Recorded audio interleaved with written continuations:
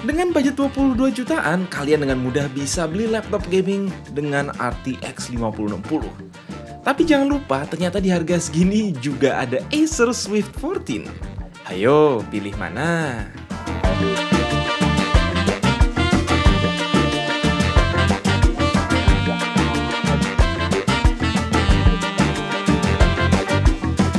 Dulu zaman-zaman masih merintis Nerd Reviews, kita udah akrab ya sama Swift 3 series yang ramah kantong tapi punya build dan fitur-fitur ala Ultrabook yang harganya berapa juta lebih mahal.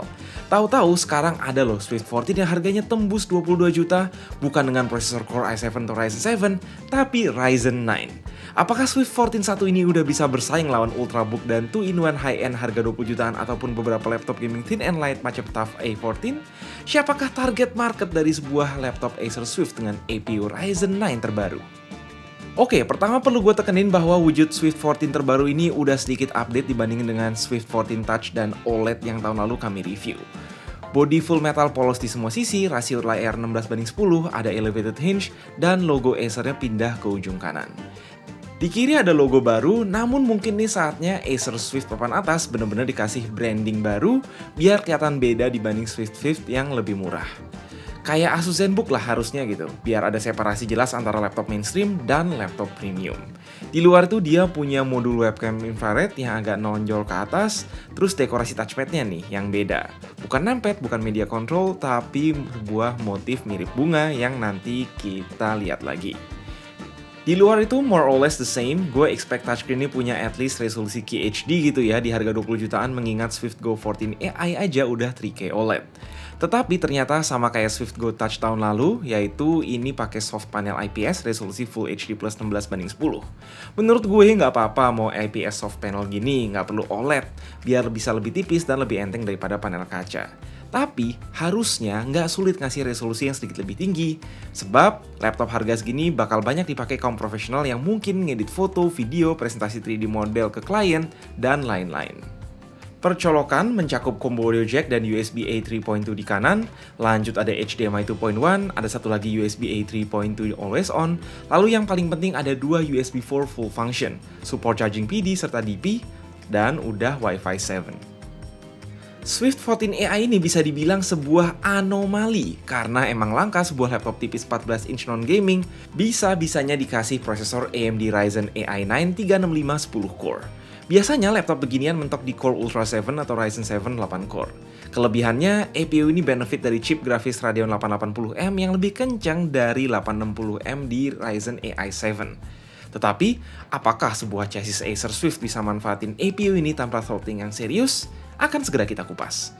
Yang pasti, memori LPDDR5X 32GB nya soldered dan satu slot SSD NVMe Gen 4 yang udah keisi 1 tera. Oke, dari Cinebench sudah kelihatan kalau CPU ini kenceng banget untuk ukuran Ultrabook 14 inch, terlebih kalau dibandingin sama Core Ultra 7 Lunar Lake yang ketinggalan jauh, namun sebenarnya potensi belum maksimal. Ini nggak beda jauh dibanding Ryzen AI 7 350, cukup yakin kalau chassis dan cooling lebih oke bisa naik ke kisaran average sekitar 10-15%. Kalau kalian pakai workload intensive CPU, ini secara teori oke, kecuali jika kita bandingin sama kelas laptop gaming 14 inch.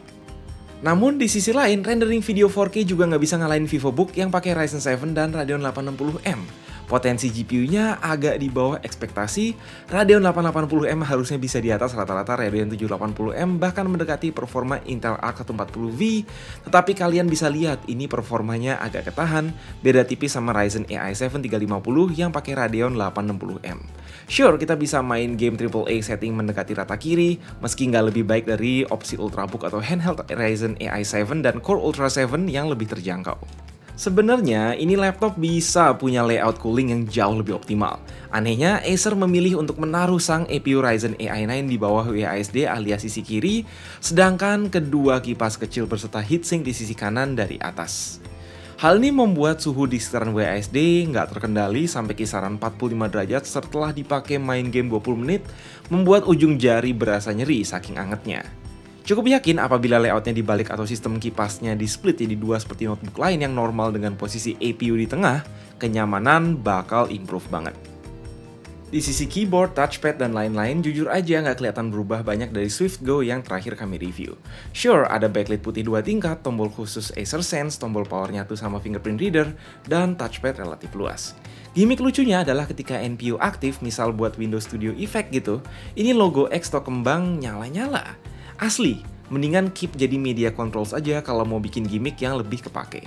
Speaker standar, daya tahan baterai lumayan juga untuk sebuah laptop Ryzen 9, yakni kami coba dapat sekitar 12 jam playback YouTube dan browsing ringan. Adapter yang dibundle 100 watt, tapi pakai 65 watt pun mestinya no problem karena toh APU-nya di limit. Jadi kali ini masalahnya di laptop apa di APU? Jawabannya memang keputusan Acer dalam membuat laptop satu ini patut dipertanyakan. Secara udah ada Acer Swift Go 14 AI dengan Ryzen AI 5 dan AI 7 300 series yang lebih masuk di 18 juta. Punya layar OLED lebih tajam meski bukan touchscreen.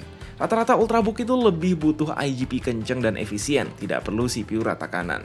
Ini rasanya cuma tech demo dari Acer dan AMD bahwa mereka bisa masukin SKU Ryzen 9 10 core ke dalam body Swift 14.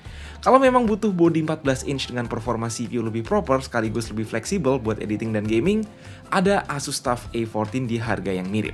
Sama-sama udah RAM 32GB, Ryzen 7 seri HS, dan gak lupa RTX 4050. Jadi kira-kira apa nih yang bisa menjustifikasi keputusan Acer merilis SKU ini? Please like dan share, gue Mike, see you in the next video.